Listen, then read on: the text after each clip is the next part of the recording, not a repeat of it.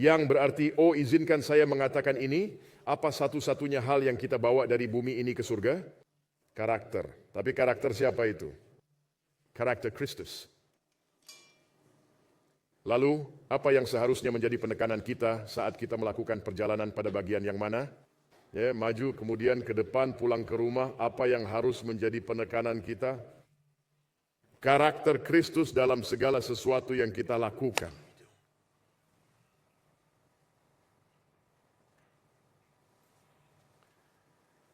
1 Korintus 10 ayat 31 berkata, janganlah kamu membukanya, Anda sudah tahu itu. Jika engkau makan, atau jika engkau minum, atau jika engkau melakukan sesuatu yang lain, sekarang orang yang paling cerdas di dalam jemaat, Anda katakan kepada saya, apa saja yang termasuk dalam pengecualian? Tidak ada. Saya akan mengatakan beberapa hal, sebelum saya mengatakannya, izinkan saya memberikan persiapan ini. Gaya hidup di surga sangat berbeda dengan gaya hidup di bumi. Tidak ada yang mengatakan amin. Kehidupan Kristus sangat berbeda dengan kehidupan iblis. Maksud saya benar-benar berbeda. Jadi seseorang yang mencari kehidupan dan karakter Kristus akan terlihat aneh dan ganjil bagi orang-orang di bumi. Tetapi sekarang ucapkanlah doa Bapa kami yang di sorga, dikuduskanlah namamu, datanglah kerajaanmu, perlahan-lahan jadilah kehendakmu di bumi. Tidak apa-apa, Tuhan memberkati Anda karena mengetahui doa Bapa kami. Jadilah kehendakmu di bumi seperti di surga. Satu-satunya cara hal itu dapat terjadi adalah jika kita memiliki pikiran Kristus, kita mengambil bagian dalam kekudusannya, kita mengambil bagian dalam kodrat ilahi. Maju hidup Kristus, ke depan hidup Kristus, pulang ke rumah hidup Kristus, sepanjang kekekalan hidup Kristus.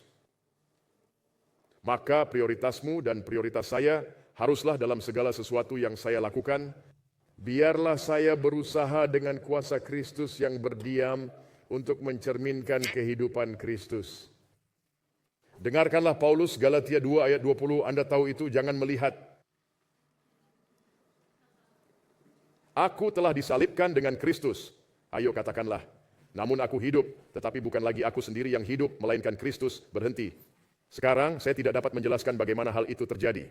Saya juga tidak bisa menjelaskan bagaimana saya bernapas di malam hari tanpa memikirkan untuk bernapas.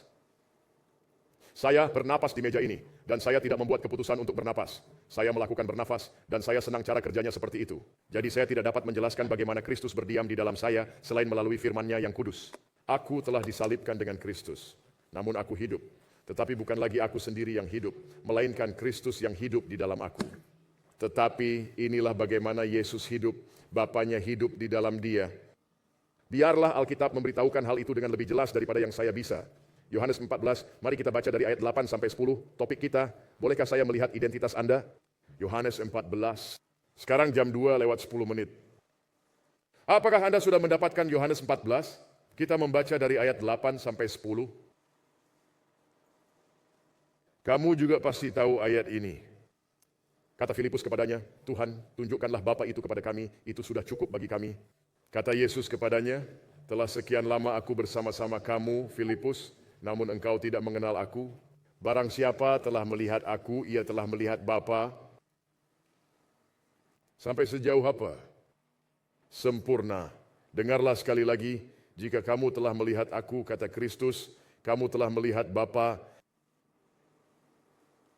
Yang ia maksudkan bukanlah sandal yang ia kenakan. Yang ia maksudkan adalah karakternya, perilakunya, kelakuannya, inilah Bapa.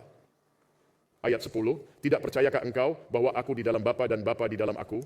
Apa yang aku katakan kepadamu, tidak aku katakan dari diriku sendiri. Tetapi Bapa yang diam di dalam aku. Apakah ini wahyu? Apa yang hendak saya katakan kepadamu, ini bukan simbolis. Kakak, Anda sangat pintar. Anda pasti seorang vegetarian. Ini bukan simbolis. Bapa yang diam di dalam aku, kata Kristus, dialah yang melakukan pekerjaannya. Kristus yang diam di dalam aku, dialah yang akan melakukan pekerjaan-pekerjaan itu. Ya, Anda tahu bahwa Yesus berkata dalam Matius 5 ayat 14, biarlah terangmu bercahaya. Apa yang tidak dikatakannya? Dengarkan baik-baik. Biarlah terangmu bercahaya. Apa yang tidak dikatakannya? Engkau bercahaya. Tuhan tidak pernah meminta saya untuk bercahaya. Dia meminta saya untuk menyingkir. Ayo, selesaikan perkataan saya dan biarkan Yesus bersinar. Biarlah hal ini berjalan dengan sendirinya. Minggirlah, biarkan Yesus yang bersinar.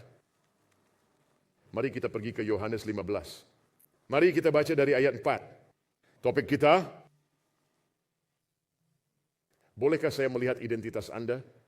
Apakah Anda sudah mendapatkan Yohanes 15 ayat 4? Ayat yang tidak asing lagi. Tinggallah di dalam aku dan aku di dalam kamu.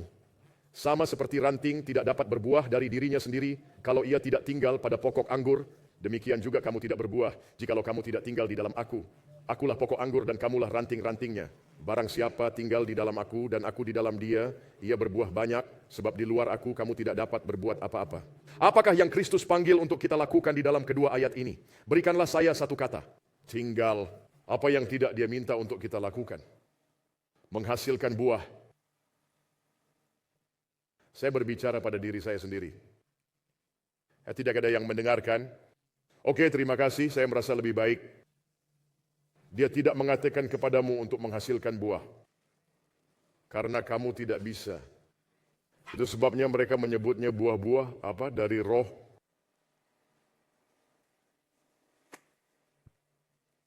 Frustrasi memasuki kehidupan ketika kita mencoba melakukan apa yang hanya dapat dilakukan oleh roh. Ellen White mengomentari hal itu. Ia berkata bahwa Allah tidak meminta kita untuk bercahaya. Dia tidak meminta kita untuk menghasilkan buah. Ia meminta kita untuk tinggal di dalam Dia. Dan Ia meminta kita untuk membiarkan terangnya bercahaya. Tetapi agar terang itu dapat bersinar, di manakah terang itu? Di dalam. Mengapa Kristus berkata, jika kamu melihat aku, kamu melihat Bapa, karena Bapa terpancar dari dalam diri Kristus. Dan sebagaimana Bapa bersinar pada Kristus, Kristus harus selesaikan perkataan saya, bersinar pada kita. Ini adalah formula yang seimbang. Kristus mencerminkan Bapa, kita mencerminkan Kristus. Tetapi karena Kristus setara dengan Bapa, jika kita mencerminkan Kristus, kita mencerminkan Bapa. Kuasa untuk melakukan hal ini adalah ini. Firman Allah.